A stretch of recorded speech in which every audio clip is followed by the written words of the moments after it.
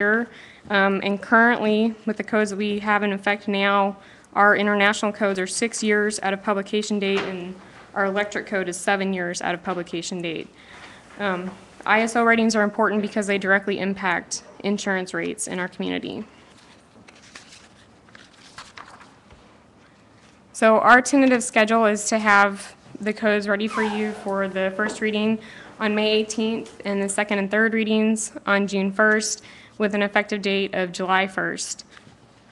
Also, any new contractor licenses that are issued on or after July 1st, they would have to comply with the new tests for the new codes.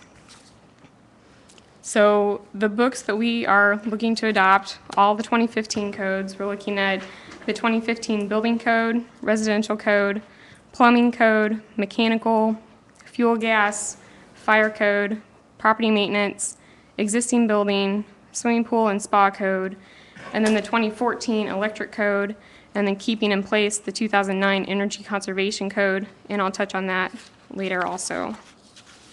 So I just want to cover some of the hot topics that we have come across in the codes this go around. The first one is that storm shelters are now required for Use Group E and for emergency operation buildings. So Group E is K through 12 schools. So here it would be the Cape Public Schools, and then there's also several parochial schools such as Notre Dame and St. Mary's that would be affected by that. And then critical emergency operations centers, that would include 911 call stations, EOCs, fire and police stations, and ambulance stations. So we reached out to all of the schools in the area, and the only one that we heard back from was Cape Public Schools, and they requested that we postpone implementation of the storm shelter provision for 3 years because they recently passed a bond issue, and they did not anticipate that this would be in this code adoption. So it would be they would have to scale back their project significantly if they had to include a storm shelter right now. Another hot topic is that fire protection is required on the bottom of manufactured I-joists in residential construction. This was added as standard language in the 2012 code, which we didn't adopt locally because we do every other cycle. But it would require that half-inch sheetrock or 5/8 wood structural panels or an equivalent material be installed on the bottom of manufactured I-joists in single-family and duplex construction. So 2x material like 2x10s or 2x12s would not require that. The reason for that is that the webbing on the manufactured joists burns quicker than 2x material. So I just pulled some stats together on the construction recently. In the last 6 months here in Cape, we have issued 24 permits for new homes. And then to give you an idea of how many permits this would affect, one of those permits in the last 6 months did not have a basement at all, so it wouldn't be impacted. 7 had unfinished basements, so they would be impacted. 9 had partially finished basements, and then 7 had fully finished basements, so they would also not be impacted. Of the cost information that I was able to compile from different contractors on an unfinished basement, this would add approximately $800 to $1,300 to the price of a new home. On partially finished basements, it would add $400 to $600 to a new home. In the plumbing code, there were some revisions that will actually reduce costs for some construction types. Mercantile and business occupancies are no longer required to have service sinks if the occupant load is less than 15. To give you an idea of the square footage for that, a mercantile occupancy that has 900 square feet or less, or a business occupancy with 1,500 square feet or less, they would no longer be required to have a service sink. It's a mop sink. Mercantile occupancies now only require separate restrooms per gender when the occupant load exceeds 100. Previously, that threshold was 50. So to give you an idea of square footage for mercantile occupancies, if they have 10,000 square feet or less, they only have to have one restroom. And then businesses with 300 square feet or less of public area are no longer required to provide public restrooms. This will mainly impact places like Little Caesars or other takeout facilities where they don't have a dine-in area. And then the last big issue is that locator wires are now required on sanitary laterals and water service lines that are within the right-of-way, and this is per recent Missouri One Call regulations. In the fire code, the big topics were that emergency responder radio coverage, you may be required to provide signal boosting equipment if the firemen are not able to communicate inside the building. There would probably be a test around the time of their occupancy inspection to determine where or if the signal boosting equipment would need to be installed. And then also automatic sprinklers are required in high-rise construction. This is a retroactive requirement. In the city of Cape, the only buildings we are aware of that this would impact is KFES 12. The other buildings are towers, dorms at SEMO. They don't fall under our jurisdiction, but they did retrofit all of their dorms recently. We met with KFES 12 a couple months ago. This, even though it's a retroactive requirement, it's not like you would adopt it July 1st and then they would have to comply like the next day. They have a year to give us a plan of when they're going to install the sprinklers, and they actually have 12 years to install the sprinklers.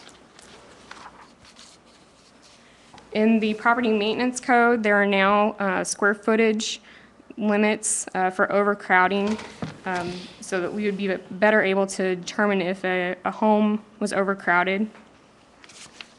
So you can see that there's now square footage is provided for living rooms, bedrooms, and dining rooms. In the electric code, there are new GFI requirements. GFIs are the receptacles that you see in your bathrooms when they get wet, they trip. That's to prevent you from getting shocked.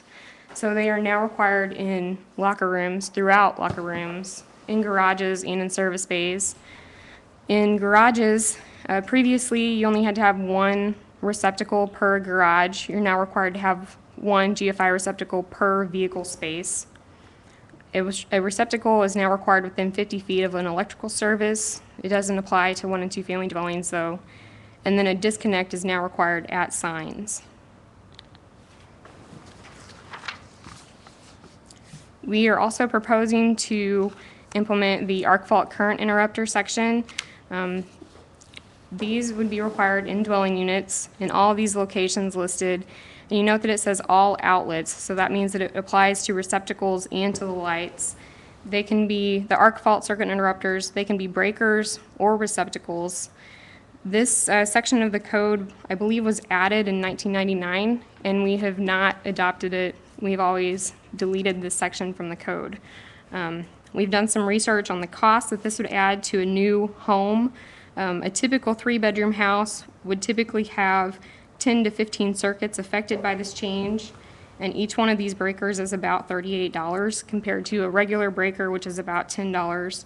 So the cost increase for a single-family home is between $200 and $400, depending on how many circuits they have.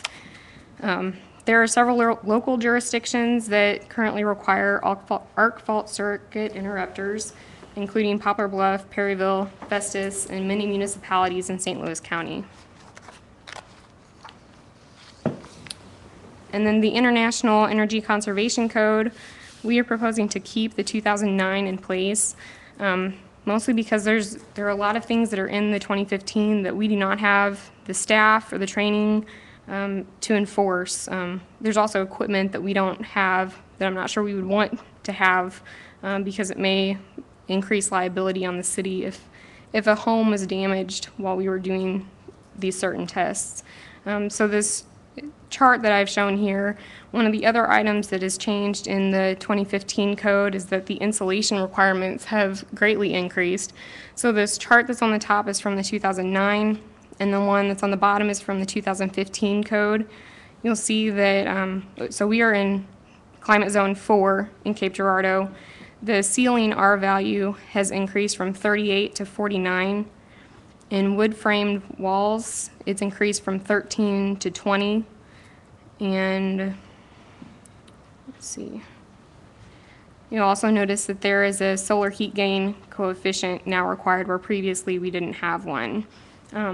I did look around at several local hardware stores, and we can't even get R49 insulation in our area.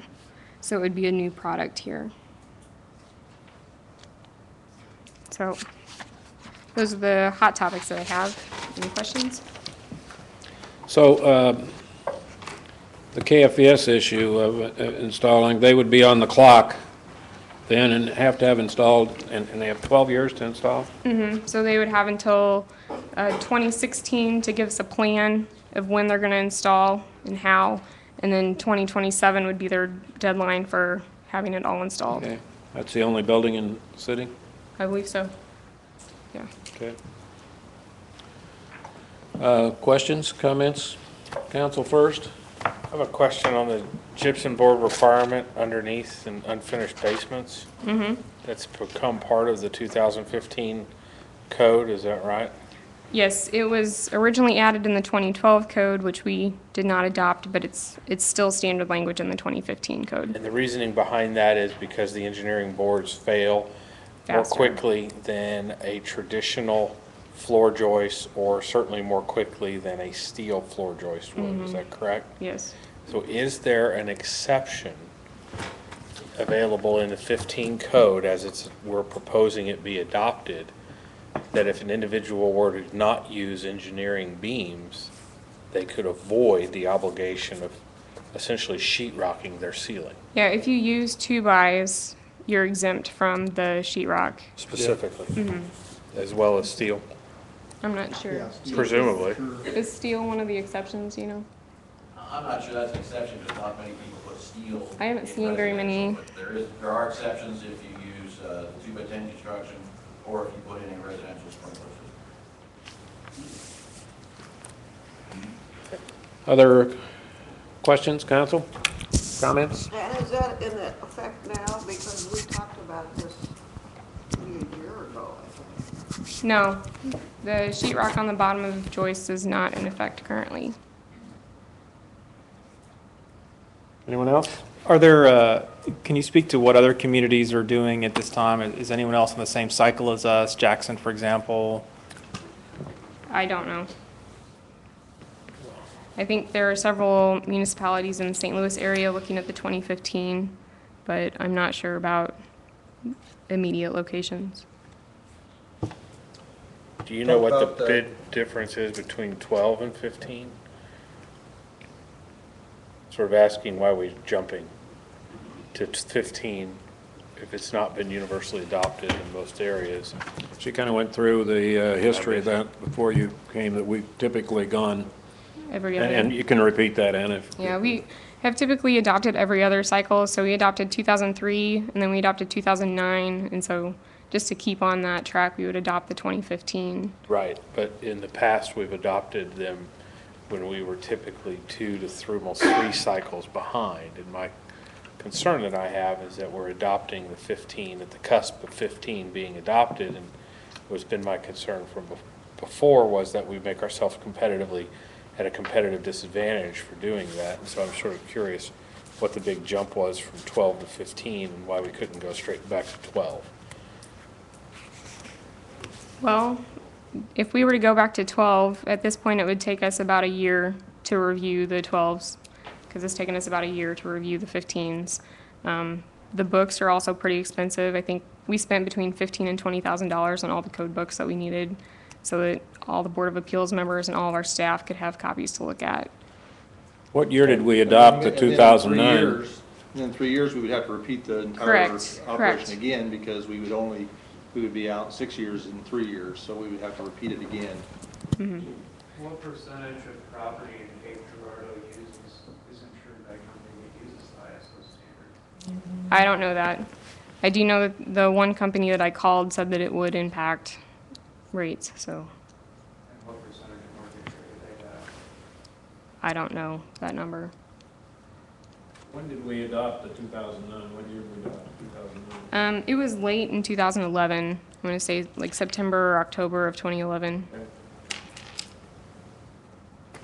Would the sheet rock requirement impact a crawl space as opposed to a basement? No, if the crawl space does not have equipment in it, it would not be impacted.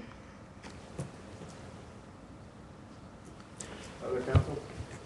Are there other fire safety updates that we'll be adopting that would be useful, that definitely would bring us up to standards that you could speak to? No, the gypsum board would be the big issue. And then the emergency And radio. the radio communications in the fire code, which I will point out, although that's in the fire code, that also impacts the safety of our police officers as well. Anybody that has a walkie-talkie radio inside of a large building that needs to communicate out to either dispatch or a command officer. So it would suggest to me that since we were looking at upgrading the entire communication system to the stuff that can penetrate, I don't remember what it's called. I would suggest, Scott, that you lead your crew not to have folks go out privately and buy boosters and invest in a bunch of equipment that may in 12 months be obsolete. We are considering that when we're looking at the system. Just as a thought. Yes. Yeah, you're right, we don't want to. I mean, you don't want to go out and have Right. to buy Absolutely. boosters and then. Absolutely. How do the residential developers feel? What's the total cost to implementing this? I mean, some of it, and obviously if it increases it at all, they're not going to be happy. And some of it is for the safety of city personnel, such as our firefighters. But then other parts of it are somewhat bizarre, like requiring carbon dioxide detectors in all electric homes because they have garages. I mean, some of those things almost appear like the ICC is creating a reason for it to exist.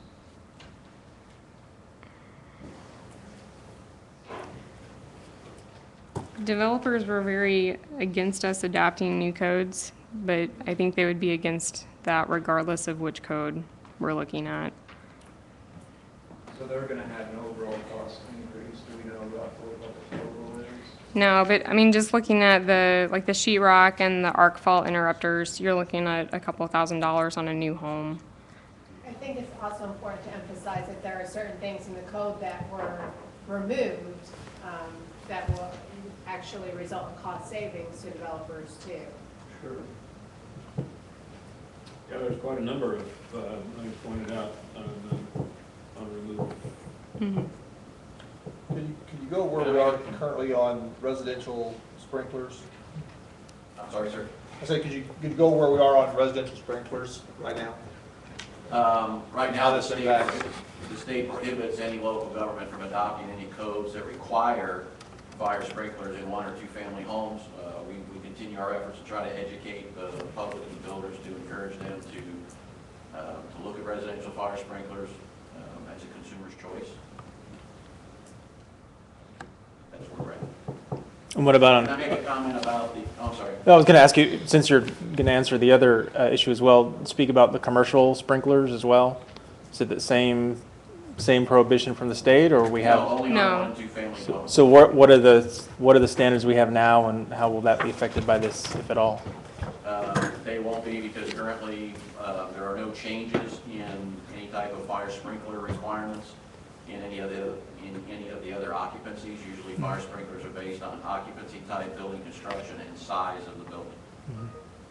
And there's no, and correct me if I'm wrong, there's no changes in the fire code or the building code other than the high-rise retrofit. Well, there was a slight change to buildings that where furniture or mattresses are stored or manufactured or for sale. There's certain thresholds where fire sprinklers are required. So I think for the sale of furniture and mattresses, you can now go up to 5,000 square feet without a fire sprinkler.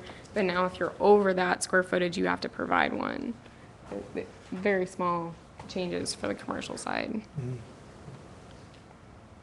You were going to say something else, I interrupted you. No, I just wanted to go back to the cost issue, and one of the things to point out is we hear a lot about, especially the gypsum board now is going to cost the developers more money to install. But I would like to, and we always hear about how much it's going to cost on the back end, but we never hear about the savings they have on the front end. But the reason we're to the point where we need gypsum board on the underside of the engineered wood products is because we've gotten away from the solid 2x10 joist.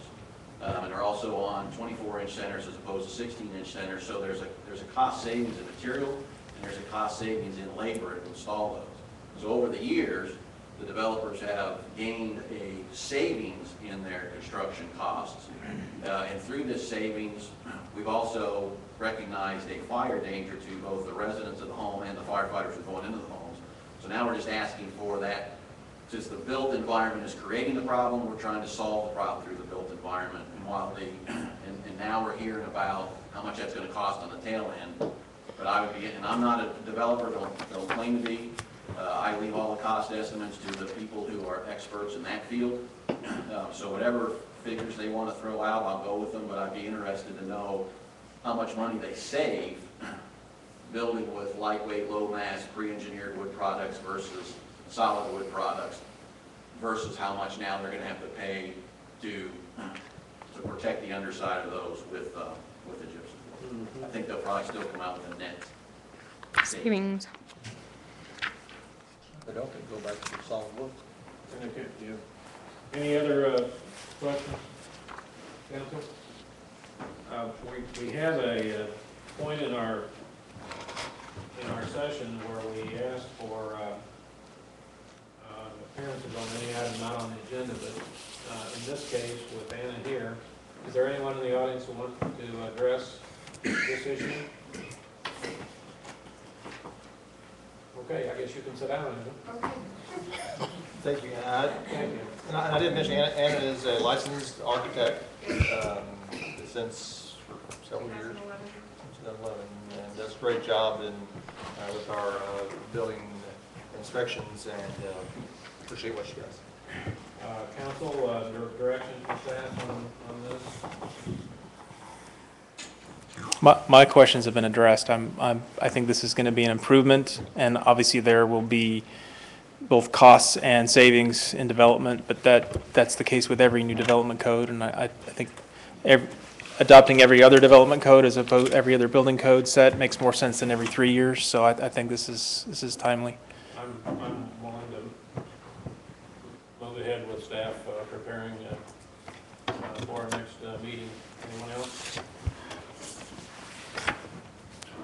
Or objections? Okay, let's move ahead. Good, thank you. Molly, TPF.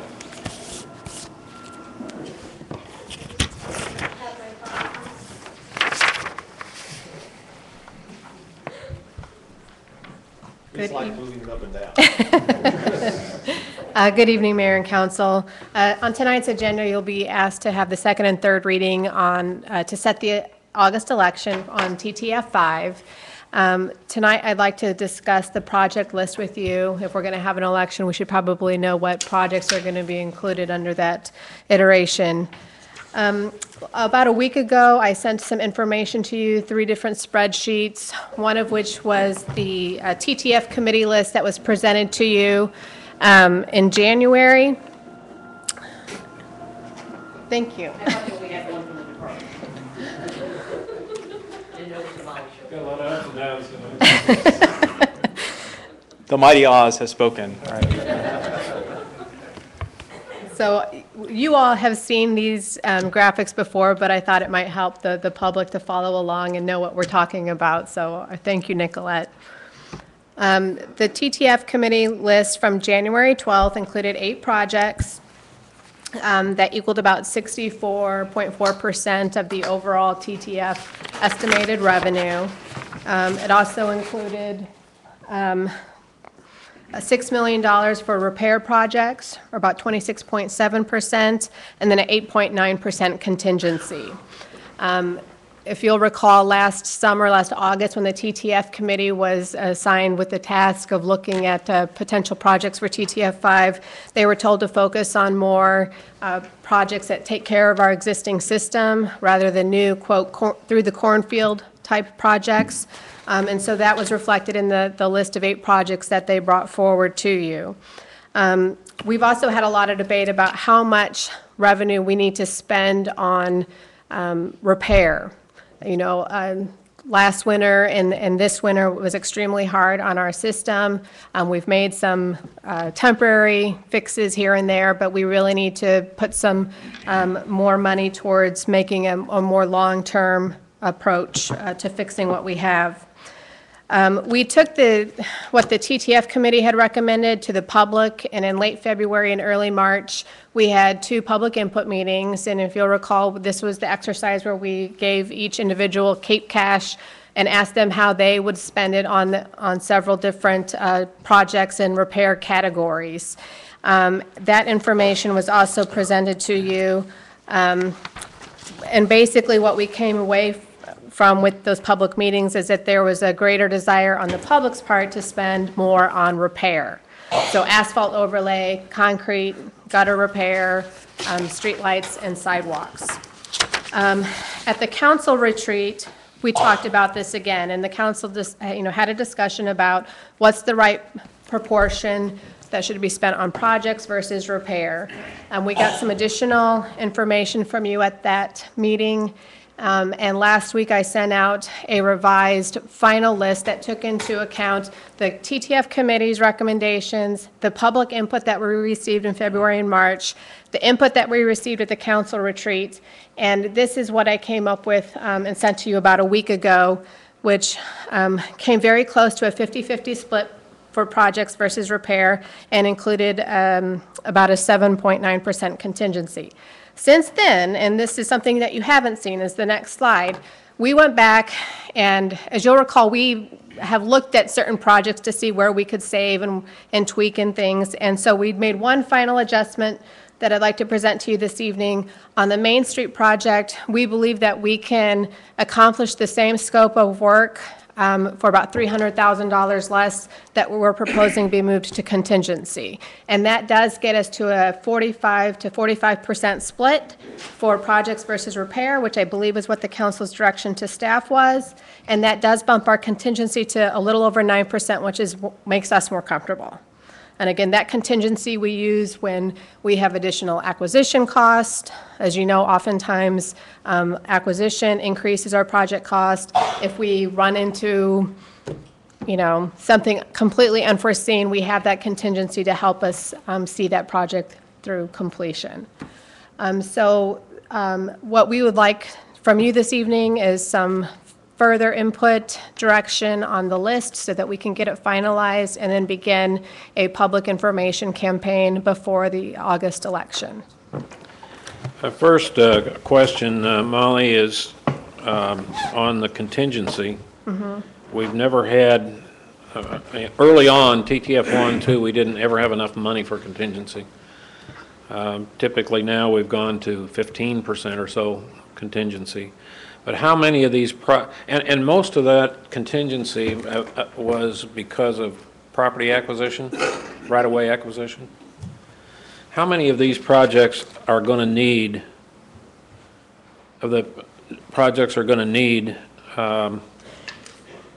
right-of-way acquisition?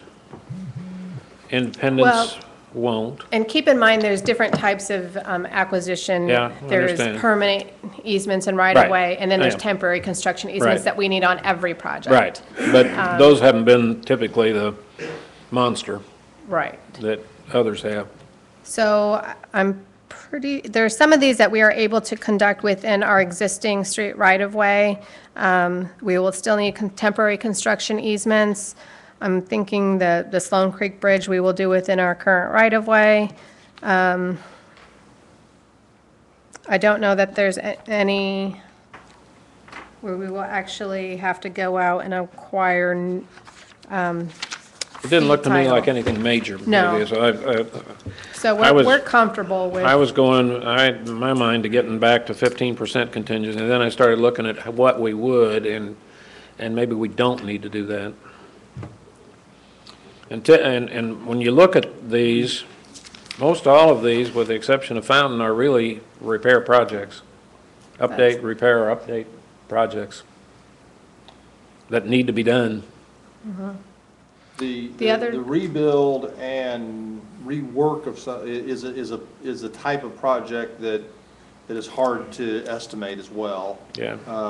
Whereas you're not going through and buying new right-of-way, knowing what you're gonna find when you dig underneath something is oftentimes difficult. So, I don't think we will have as much right-of-way use of contingency, but I'm anticipating we'll have more of that when we uncover something, finding that it's gonna cost more to repair it or stabilize it or other types of things like that. You can look at the bridge alone, that always makes me nervous.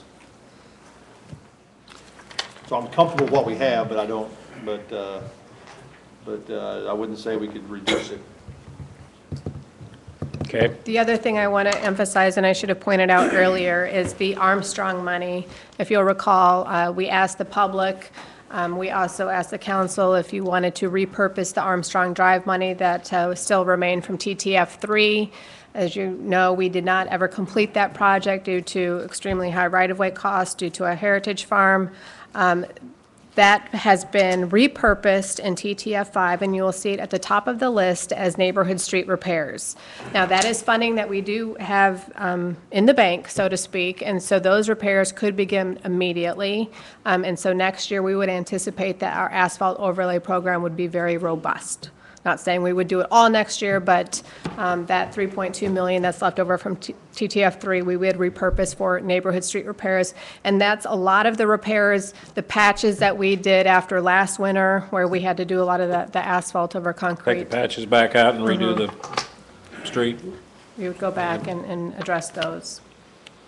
Okay? What did you change to the scope of work on Main Street? We didn't change the scope at all. We think that we can accomplish the same scope of work. Casey had put a little bit of contingency in that estimate as well, and so we are comfortable reducing that by $300,000. So what is the scope of work on Main Street? And if you move 300,000 from the listed projects to contingency, but still plan on spending 300 on contingency, is it really in that gain? I'm curious. You said she had 300,000 in contingency in it, so you just moved it over. Is that? Well, I don't know if the I don't entire think that's what 300 it was contingency. I'm just saying that there was Fair. enough built into the estimate where we feel comfortable in accomplishing the same amount of scope. You know, if there are things that we could do, there's a lot of stormwater work incorporated into the Main Street project. If something had to go, instead of having sidewalk on both sides, perhaps we do sidewalk on one side. Currently, the project description includes a reconstruction from Roberts, that's where the previous improvements terminated, to East Cape Rock, where we have that three-way intersection. The street, the existing pavement would be removed and replaced with new 8-inch thick concrete. It would include two 12-foot driving lanes, a 8-foot parking lane, 2-foot curb and gutter sections on either side. New 6-foot sidewalks will be constructed on either side of the street and new streetlights. And again, that also incorporates some stormwater improvements that are in need there. So there's some room where we could make reductions in scope if we had to, if push came to shove. Molly, I don't know if you can answer this, but it has to do with what the city manager was suggesting is historically, you know, if we approve this list now, and it might be several years before it gets completed, is there a great disparity in what it ends up costing and what you had estimated? I'm going to ask Casey to address that. I mean, sometimes that is the factor, depending on, you know, like right now, we're still working on TTF4, and those estimates were done prior to 2010. And so, I mean, sometimes we see those construction costs go up a little bit, but that's why we also pull back some on that contingency fund, so that if we aren't able to do a project, you know, right off the bat, that we have a little extra cushion in the contingency to use some of that funding to make up that gap. Typically, using the contingency, though, looking back to all the TTS we have come in on budget. We're currently on budget, right? Yeah, and we managed that, we engineered to that, so if we see costs have gone up, then we go back in and look to value engineer the job and see how we can bring it back in under budget. It's sometimes, we try not to do anything to scope, but sometimes if we have to, we even look at that, but we, you know, our folks are really good at working toward a budget. And they've been successful at that. But you're right, the further you get away from the estimate, the harder it is to hit. Mr. Mayor, I have a very big philosophical concern about the final recommended project list, in that it does not include enough or very little new growth on the west end of town. And what I mean by that is this council in and of itself has invested very heavily in the success of our business park. Previous councils have recognized a significant need for an outer drive or an outer loop, and that has now been probably 2/3 constructed with Veterans Memorial, and we're missing two components of this that do not bear any reflection in this list. And in the past, each one of these TTFs have included a component of that project with the recognition that as they move forward, it would be completed. And I am still a strong advocate for that to have gotten done. I have some serious concerns and reservations about some of the projects that are listed up there in terms of their necessity. Those issues have been vetted. And I would ask that the Veterans Memorial projects, there's two completer sections. There's a northern section and a southern section. I would ask that both of those be added as contingency projects to this list, that if any of the projects that are listed in the final become untenable, or if funds exceed expectations, that those funds would go to those projects on a priority basis. I think we've always had, and not always, but in both 3 and 4, we've had alternate projects, and I think that's what you're referring to. And certainly, Veterans Memorial could be and should be considered an alternate project, because we are down the road. Significant dynamic aspects around this. And the TTF4 one yet to be completed, probably not this year. The way acquisition is going, probably not. Probably be in 16, which would get us down to Hopper, another piece of the puzzle. So, yeah, I think I very much support those being added as an alternate, and see where there's some flexibility in some of these projects yet that might get us some dollars that we could consider an alternate, or future councils could consider an alternate, because we're looking 5 years, 5.5 years out now. I think point well taken.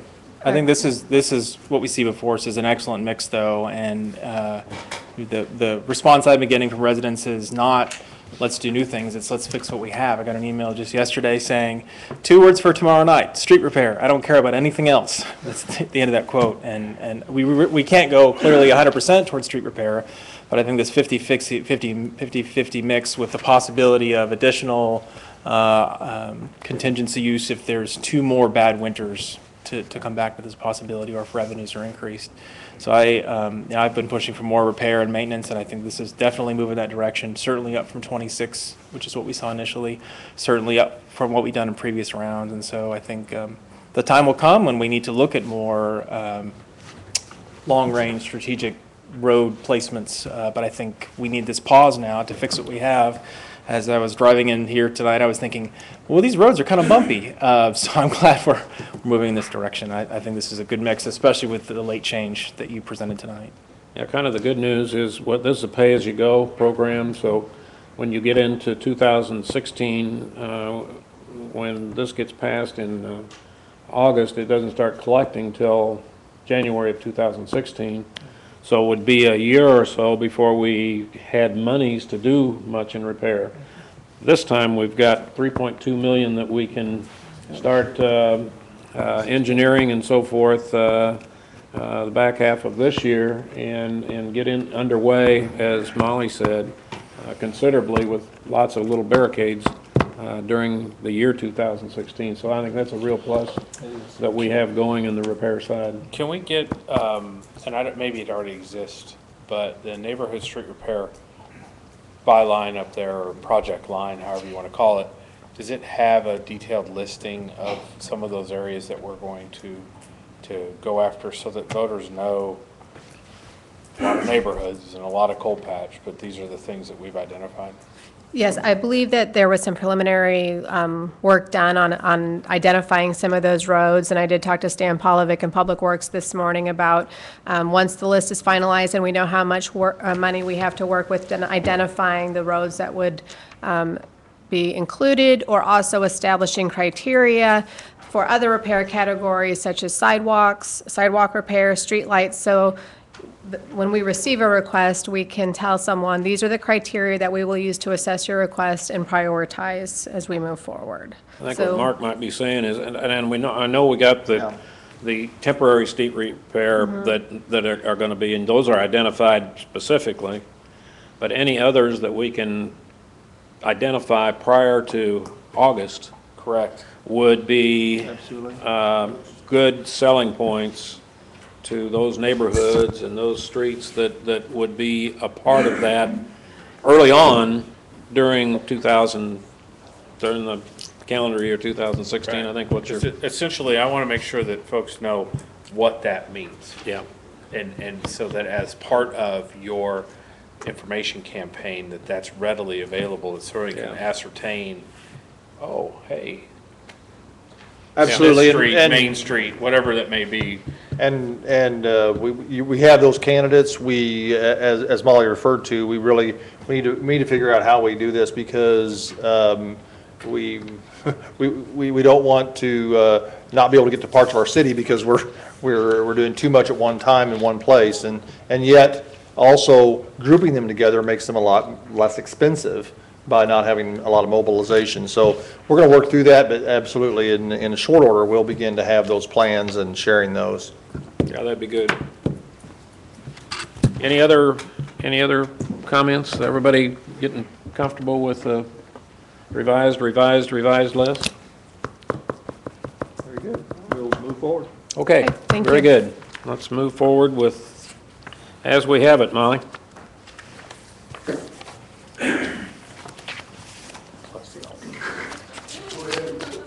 On-street parking, 1700 block of David.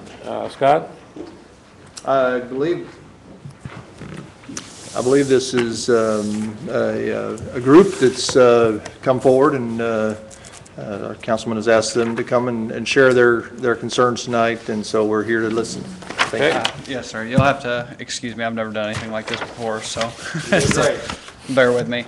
I live on the south name? end of the 1700 block. What's your Name, name? Oh, and I'm sorry. address? Chris Watson, 1725 David Street. Thanks, Chris. The whole group back here, we live on the south end of the 1700 block of David. It is the only section of David that is still asphalt and still remains asphalt today. The rest of David, including the portion of David that's not connected to our street, is all concrete with curbs. The current issue that we have is late last week, we were issued citations for parking on the curb. We have been parking basically on the side of the street / ditch since I have lived there for the last 5 years. It's never been an issue before. All of a sudden, we're getting notices on the door saying that we can't park there. Basically, our concern is there any options for us as a neighborhood to either ask for repair of the street to include curbs, or somehow get it amended to where we can still park there?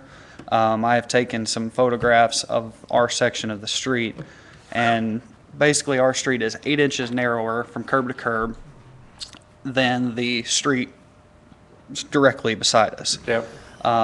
So really, we actually have more room in parking because we actually park off the road as opposed to parking right on the curb. If you would like to see them, I can bring them up there to you. Sure. Bring them. Several of us have driven your street too. So that is taken from Melrose, facing down our street. And then there are two pictures facing the other direction, coming back down David where the street actually Is this how many blocks is this? This is about 500 feet of It's David Street. essentially one block. One block. Essentially one block. That's- There's that- 10 houses. So we're looking at it right now behind you, right? But we're Well, trying. we were. Keep going, you're close though, Nicolette. Mid 1700 is the best way. I know, there's a section in there it's essentially asphalt with no curves. I don't know, when the day I went out there, there were a couple of trucks that really tried to get as far over as they could. They were Yes. kind of straddling the ditch and I understand where you're coming from. I thought, if I could, I was gonna ask Wes to explain, kind of what that they received and what the citation was. Sorry. I believe that we had received some citizen complaints on the parking on that, and so our officers went out there and enforced the ordinance as it was, which is probably why it had never been an issue before. We never really received a complaint. However, if the citizen wants to make a complaint on that, we're obligated, we have to follow through with it. Yeah. And as a group, we completely understand. The biggest concern we have is now that we have moved off of the street with our vehicles, the people that drive up and down that street do between 45 and 50 miles an hour. And it's a constant stream of traffic. We actually get a lot of Almer-Schroeder traffic coming down through that street. And there are days that you will see 5 or 6 cars backed up in a row trying to get down the street. Part of that is that is a yield sign, not a stop sign. So people come around that corner like crazy. And then the other street, on the other end, there's a stop sign on that street, but nobody actually follows that stop sign, and they just come right around the corner like it's a yield sign. One of the things that we have tried doing in the last week is we've actually been parking in our yard, which I was informed that we can't actually park in the yard because that's a city ordinance as well. So we're left with very little parking options because of Melrose. Melrose is a dangerous hill there. You can't park on that side of Melrose. And according to city ordinance, you can't park within 30 feet of a stop sign or 20 feet of an intersection, so you can't park down here at this T either. So we're left with basically no options. So that was our biggest concern as a group. It's a tough dilemma. We've listened and looked at it. I wanted to hear you tonight. I think what we'd like to do is go back and put our heads together and figure out, is there another way of modifying or giving any kind of ordinance relief to allowing, some parking more on the street or not. It's funny because over the years, traffic has changed, and there's a whole traffic calming movement out there that says you want to have some on-street parking to help slow down traffic, which is what you say was happening. So it's a real interesting situation, and one that I don't know the answer to tonight, but I think if you'd allow us to, I think now that we've heard what you've said and your residents, we will put our heads together and see what, if we can come up with some type of relief. I don't know, Wes, if you wanted to. One thing that I can say is we will, with the speeding and the running of the stop signs up, we can get our traffic unit out there and we can immediately address that for you. Okay. And we'll work on that. Are we essentially okay to continue parking half in our yard for right now? I mean, we don't really have an option as far as parking wise. So for the benefit of the rest of the council, this came to my attention through a number of these citizens and it asked and we set all this up. Chris, can you turn around and, is that what it normally looks like? That is what it normally looks like. Okay. And so what's just understanding a timeline, Scott, so that these folks know when they can kind of expect to hear back? I know these things take more than a day and they should take less than a month, so. Right, I'm thinking a week or two, we should be able to get back with you as far as what you know, what relief we can find, if any, and see if that sounds good to you. If you can be the contact person for everybody else, we would, or if somebody wants to volunteer to be the contact person.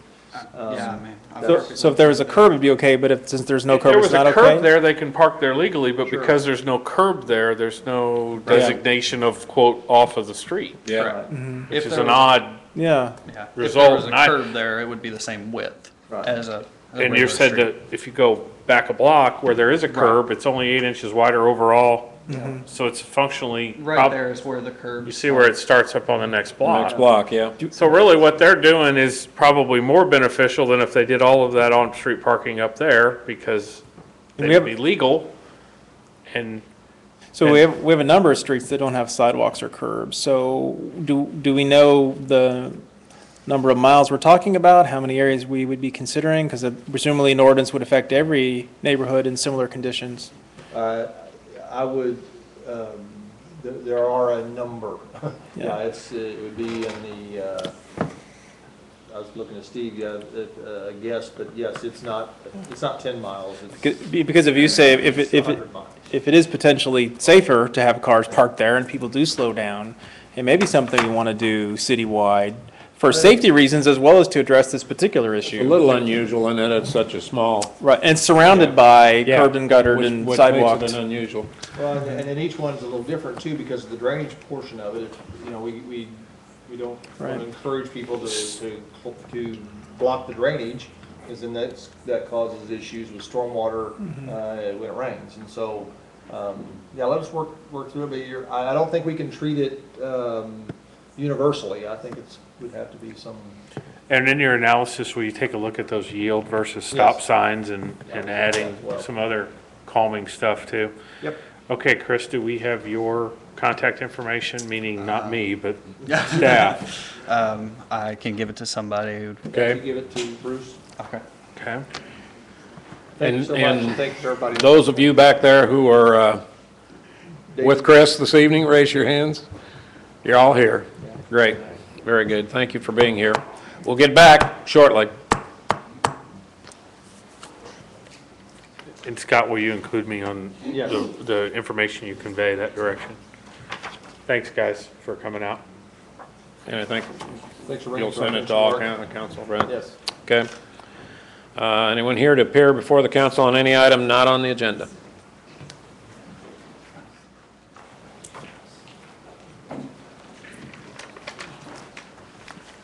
Why not take some of the TTF money and just put them up a curb and be done with it? That's close to the school. I don't know why I don't have sidewalks anyhow.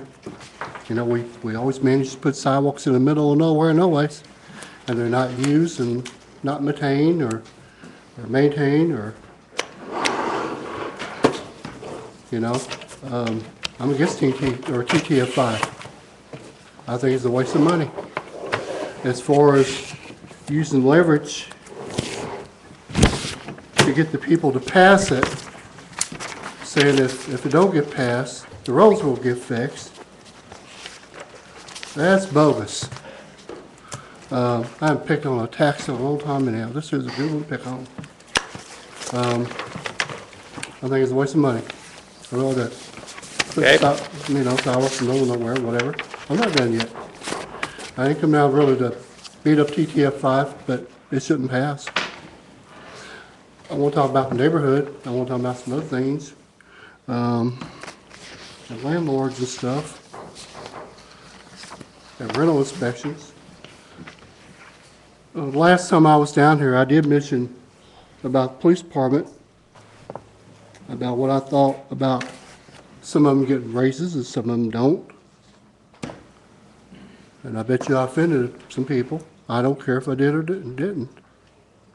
Somebody don't want to talk to me no more, that's fine. I got other people I can address stuff with. You know, and I still hold that belief that they all should be treated equal up there. Whether I like them or don't, I don't lose no sleep. Whoever don't like me, I can care less. You know, as far as landlords, I don't think it's right for having 10 to 15 people living in a house. I don't care who he is. And I'm talking about 1013 Randy. And he can sit out in front of my house all day long if he wants to. I can care less. He can go fly a kite. He can go to hell.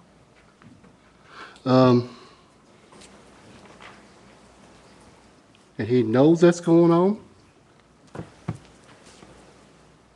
He knows the dog is still being turned loose. The dog don't get loose. The dog is turned loose. That's still going on. I'm here to tell this council tonight and the chief of police back there that will stop.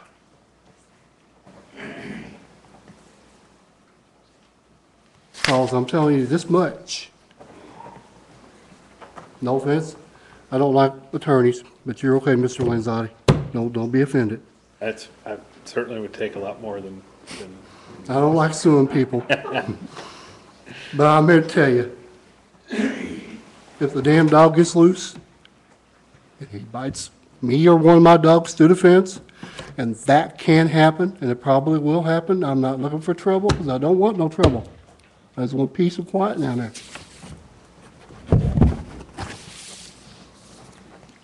I'll bring up a massive lawsuit to whoever I can bring it on.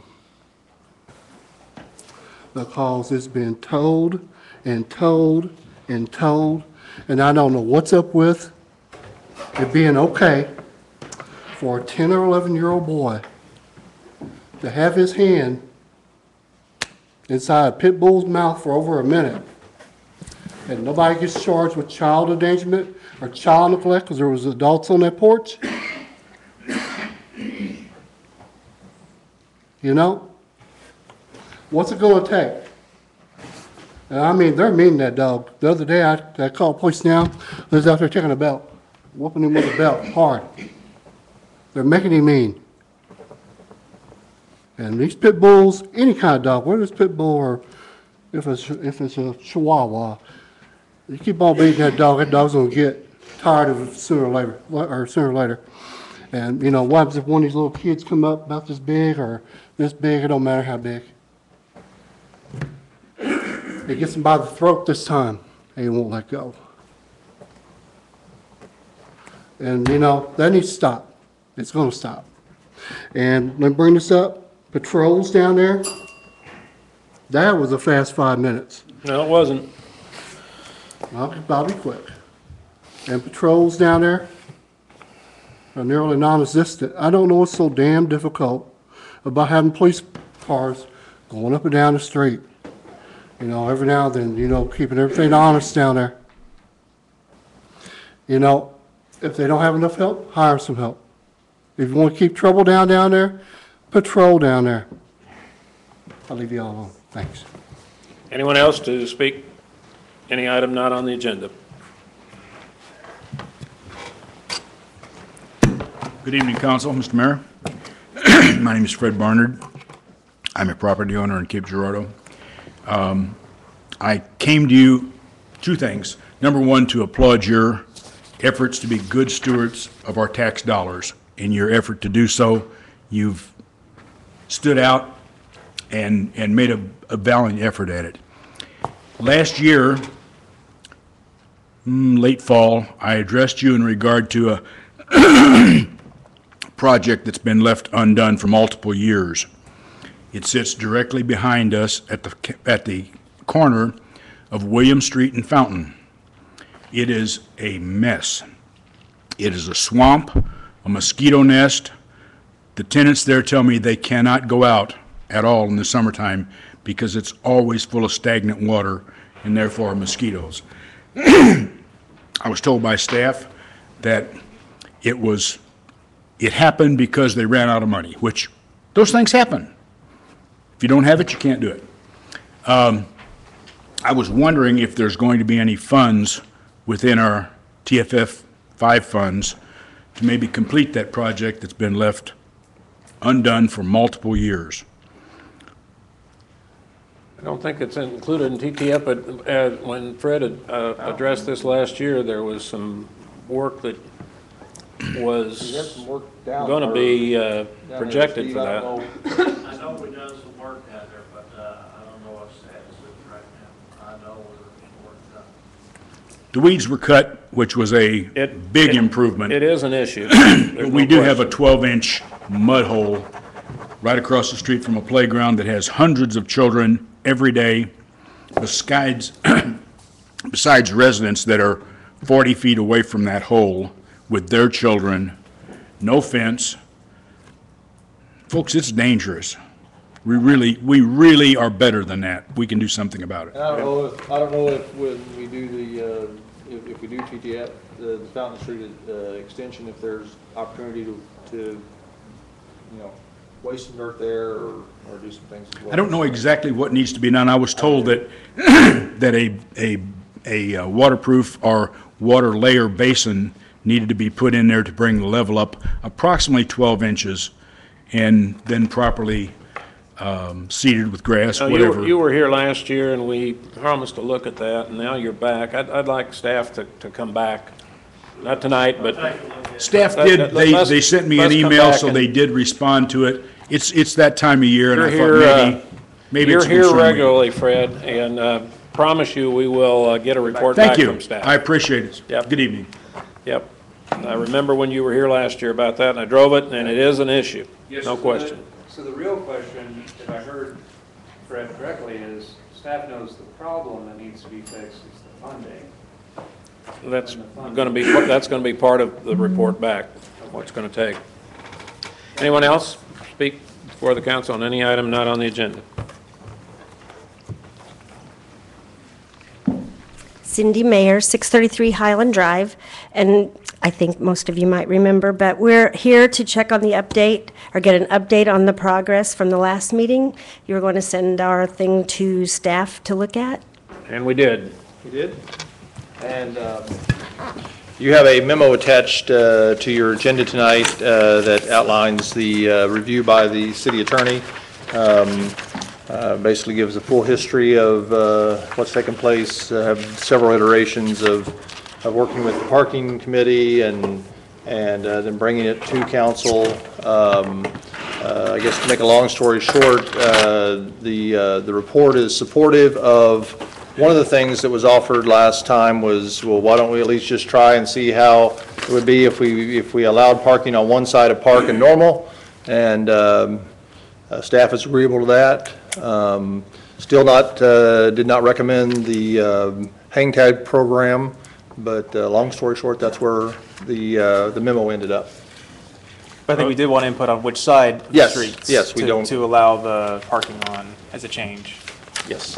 And again, I think that's a good compromise, but, so, I guess this whole time I just get the idea that you've made up your minds before this. I mean, it's like a parking permit is just out of the question.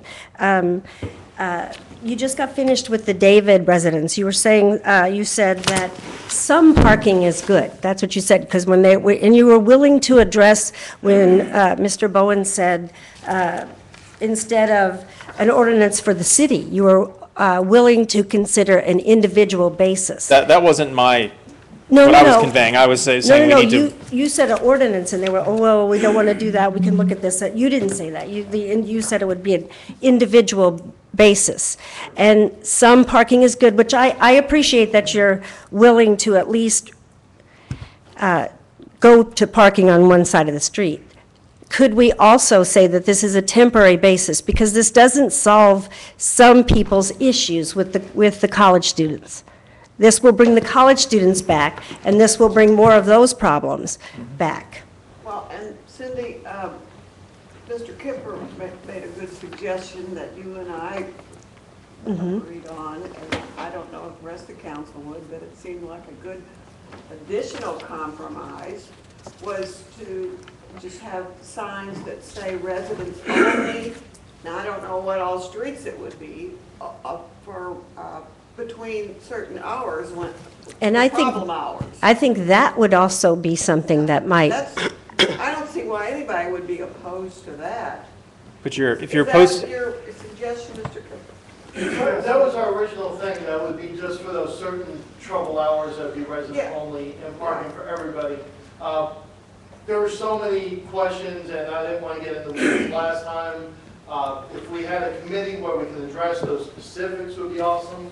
But the main thing is those trouble hours that we're trying to address. and that would be on every street. I mean, that would be on every street, not just on the two. And I don't want to seem like we're just keep coming back with more and more problems, but this is something that is a very much of a hardship for residents. Excuse me. I wish that two of the people would have come. The new people who moved here in January from California, who said they would not have purchased the house on Normal had they known what this was like. Another lady up on Highland also said the same thing. Because of the parking issue, she would not have bought her house had she known that. I think that's a problem. In this area where we're trying to keep the houses up, you know, we're trying to keep that neighborhood. That's why we went to historic. That's part of the idea of the historic district. Right. So, I don't know. You were correct, though. That was what I had suggested. Permit parking, or resident or permit, whatever you want to call it, 3 p.m. to 7 a.m., then allow the students and us to all compete. I think that would allay maybe Joe's your issue about not being able to park in our neighborhood. I'm not so sure I necessarily agree with that, only because I can park in your neighborhood, yes, if I have reason to. And you could park in our neighborhood before, if you had a reason to, but you couldn't because the students wouldn't let you. And now the city doesn't let you. And so what we're trying to do is find a way that you could come to our neighborhood and visit. And if need be, we could continue with paint tags or whatever you all come up with. But I think we need something. Instead of going back to opening up half the street for student parking, and where we're still out. It doesn't solve our issue whatsoever. I think the idea. Students to park half the time again. Yeah, I think the idea of the no parking on one side was like, that would alleviate some of the problem. But while we were working this through, still, I don't think that was the answer, if that's what. And is there any way we could get a copy of the memo? Is it online? Yeah. Or we can make a copy. Or we can make a copy, or you can get it online. How many parking spaces does this impact? I mean, how many residents? I think close to 30, something around 30 in the historic district, yes. Relatively small number, and we're talking about an area that has a definite impact on the university. It's no different than having 2-hour parking along parts of Independence here, 30-minute parking in front of the post office. I mean, we have special rules for special needs. We've got a handicap sign out here, which allows people who have a special need to have a special place to park. Sure.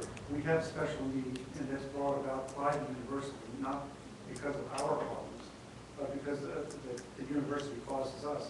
And we're just asking some way that we could get back to parking without having a rule passed that basically abrogates our right to do so. And again, my understanding was that residents came forward and said it's a problem with the college kids parking on both sides of the street.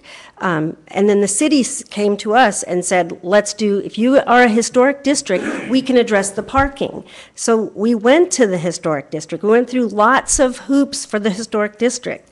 And then then you came in and said, okay, no parking on either side of the street, which we would try temporarily, which is a hardship. So it's a hardship for the kids to have the kids park on the street for some. It's a hardship for others with the no parking. And the parking permit would be an ideal solution. Could we have a committee of city employees and residents to look into this together and work out the concerns that you had from the 2 weeks? I'm not sure, I know I can't, but I'm not sure there's support in the council to go to permits on the street. That's been my understanding from 4 years ago. Right, Having gone through this before and the controversy that we had, it appears to me that perhaps the reports that it would cause more problems than it would solve. And what we're talking about now is a compromise that we could try perhaps for a year. The See- city resident-only parking? Yeah, right, yes. So And you I would don't put know up a how many sign, so we would put up a signs sign that just said resident only, but we.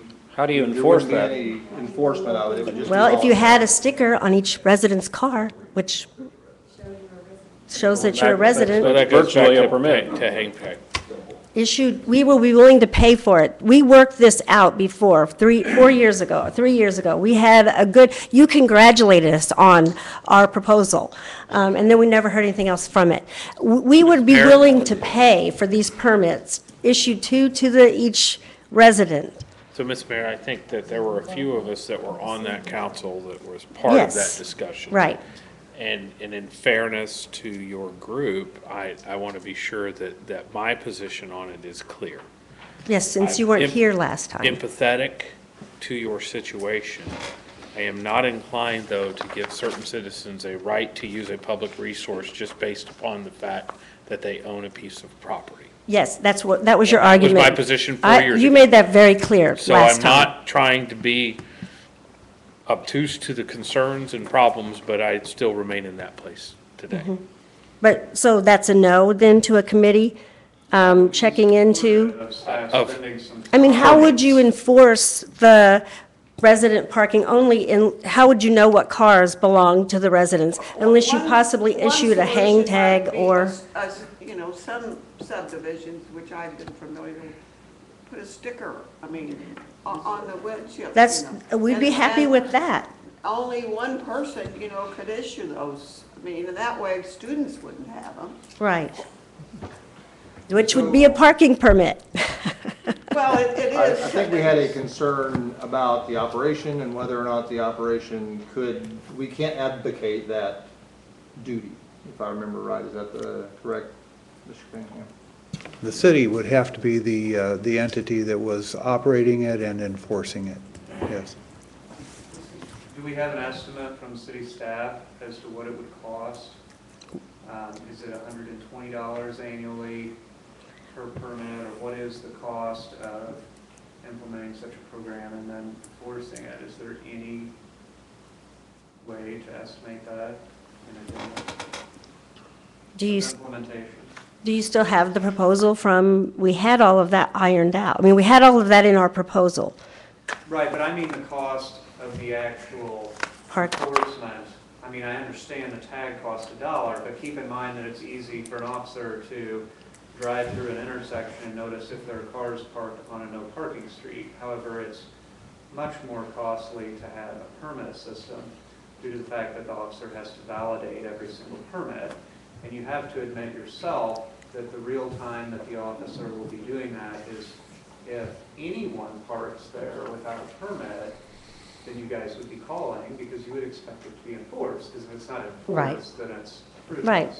So that's the estimate that I'm speaking to. Does Wes have any idea on? I do not. We could survey other cities that have something similar and generate an estimate, but off the top of my head, I would just be guessing. I would throw an air of caution out that I think in this room, barring maybe Nicolette, that, and I'm certainly not trying to disparage anybody's technical skills, but we would all probably be rather challenged to recreate a nice vinyl printed parking permit. However, the people you are trying to preclude will probably achieve it in a matter of days. Counterfeits. So I'm worried Again, too, again, that's since from a last- logistical standpoint, that adds to the need for, as Councilman Osorno And has at the put it, last it needs to be meeting- validated, so. Yes, at the last meeting, that's hypothetical. Is that going to happen? How about a trial period where we try this and see if any of your hypothetical concerns come to fruition? Yeah, but what's not hypothetical for me is not the cost so much as the fact that you're saying that certain residents, certain people in the city have less of a right to park on city streets than others. So I'm a resident and property owner in the city of Cape Girardeau, and you're saying I can't park on your street even though I paid for it. Right. So that to me, regardless of the cost, is moot. I mean, they basically saying that you'd pay for it is the same as saying, well, if someone who's wealthy wants to buy up a whole street, we should allow them to do it. It's the same principle. Do and you live next to a university where you have, what, I don't know how many students who also can park on your street? I have lived next to a university, and it was nearly impossible for me to park, even though I was a significant member of that community, and every day had to park miles away from where I lived because I was not a homeowner. I was merely a renter.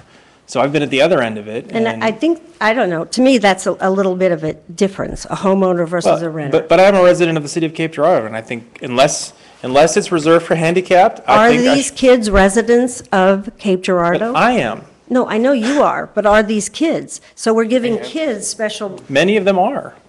They're spending a lot of money here, too. I understand that. I love the university. I just, I'm a little frustrated with the process that we've asked for something that you have made up your mind you're not even going to really address. And I'd be curious to see this memo and what's in the memo, because I was very much involved with this 4 years ago. I would like to move that we try to implement a moderate staff rather soon if we know of a way to alleviate some of the concern that it be done rather soon.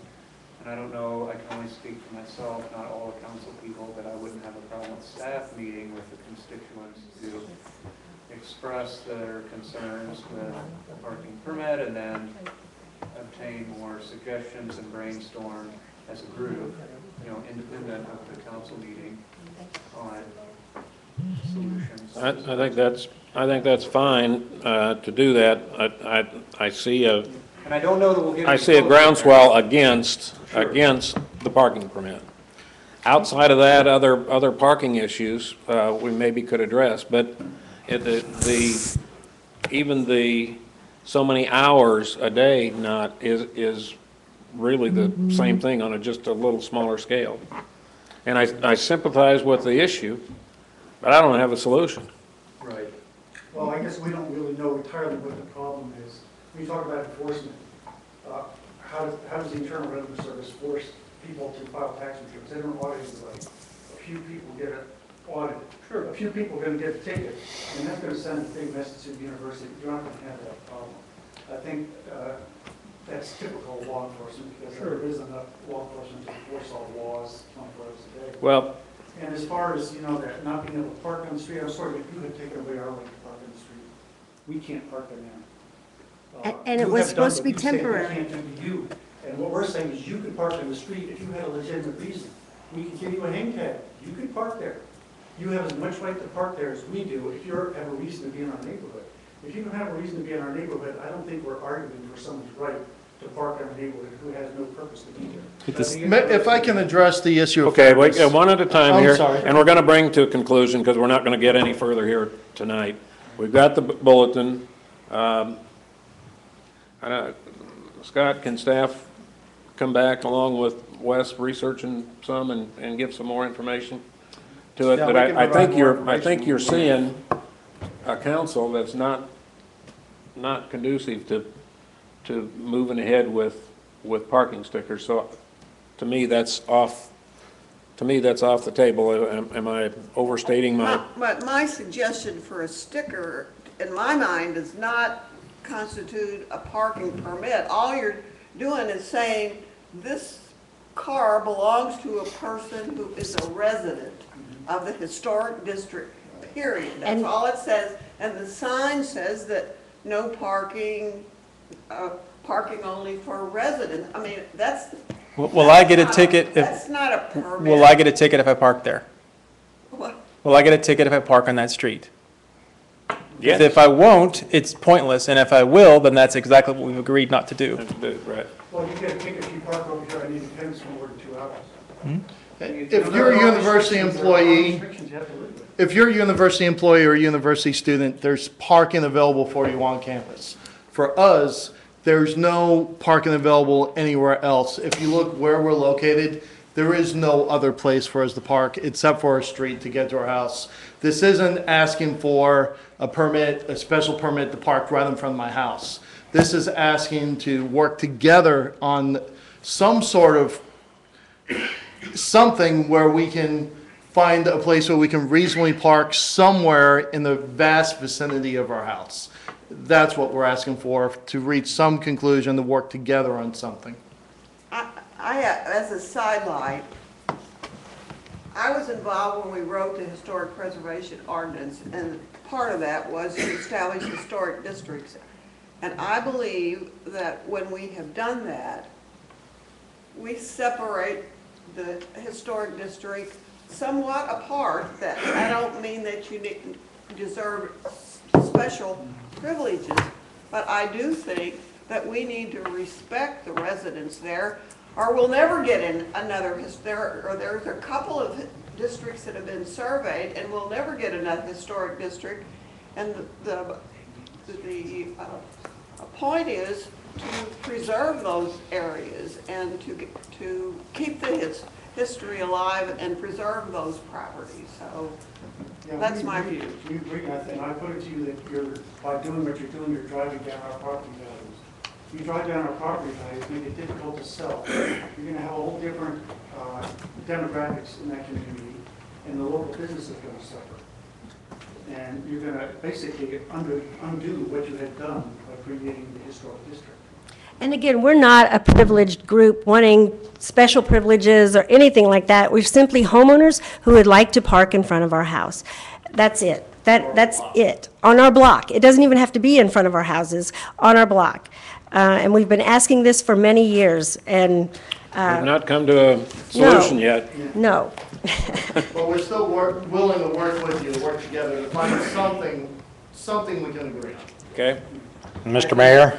This might not be the best. At this point, Mr. Mayor? yes, go ahead. I haven't said much because I've already indicated to most of the council people here that I support your plan.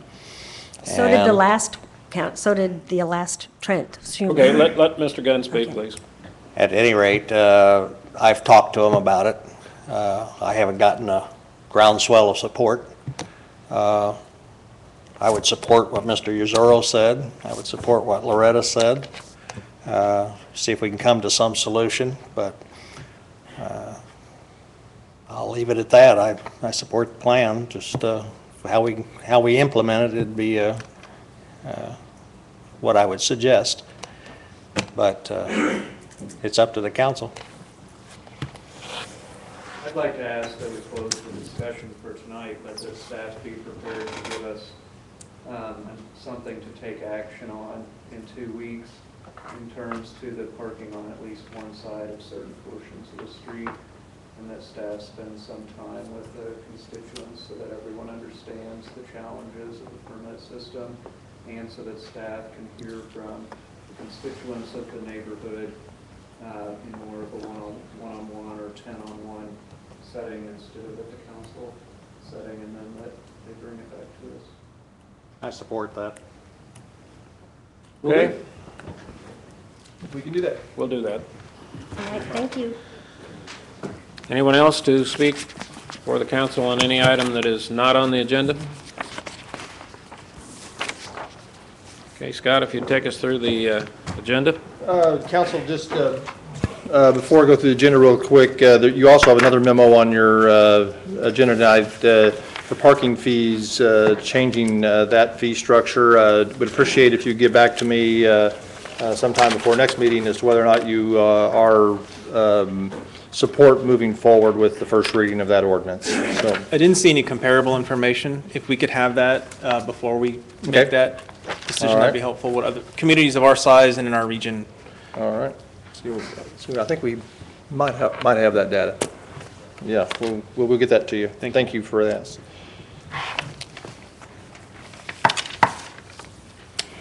We have 2 presentations tonight. We have the Building Safety Month proclamation. I believe Anna and Brian Schaefer are going to be here to accept that. And then the Local Government Week proclamation, we'll be accepting that and celebrating the dedication of our local government and especially our employees. Communication reports, Council, do you have things you'd like to communicate? I want to do one, and that would be complimenting Chief Blair and his entire department with their community connections efforts over the last year. I attended basketball event last night that involved, you know, a small percentage of our population, but it was a percentage of our population, and intermingling community with officers and the camaraderie and neighborhood development and coffee with cops, the citizens' experience. I really want to compliment them for the community connection efforts that they've made over the last year. I think it's been significant. Very good. Others? I'd like to point out that on May 8th, we have the seniors and law enforcement together at Cape Bible Chapel. Starts at 10 o'clock in the morning. And that's been an annual event that keeps growing and growing. That's why it had to be moved to the chapel. And it's a very moving experience, honoring all our fallen officers in the southeast Missouri area. Okay. Continue with that theme, I would mention the Coffee with the Cop coming up on the 7th, and also that today's International Firefighter Day. Anyone else? Well, we've had reports on our Parks and Rec Day. It's very successful. The weather wasn't too good, but that didn't seem to matter that much because there was plenty of planning ahead of time. A lot of planning got done, and I think that, as usual, it was really a successful day. And we've talked about in our Keep Cape Beautiful group to expand the cleanup day to a whole month and make some plans so that we can do a more thorough job of the cleanup day.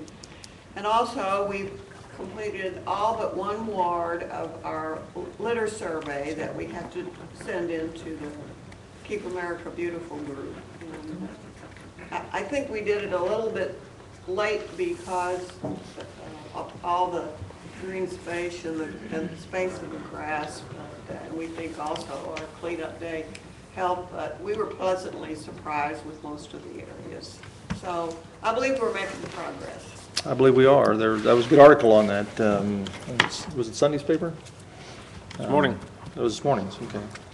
They all run together to me after a while. So you're gonna talk about those things? On our survey, and gave us a good article. Good. Other things? I might mention the Leadership Cape projects, the indoor sports complex meeting that will be tomorrow night at 6 o'clock at the Osage Center, and then one other staff item. We have two public hearings tonight. We have both are for rezoning. The first one is for at LaSalle and Baldwin Drive from C2 to RUMD. And then we have the second one will be at 1024 Perry Drive from C1 to R2. So we have those public hearings, and then typically we go down to the new ordinances after we finish those. That's items 17 and 18.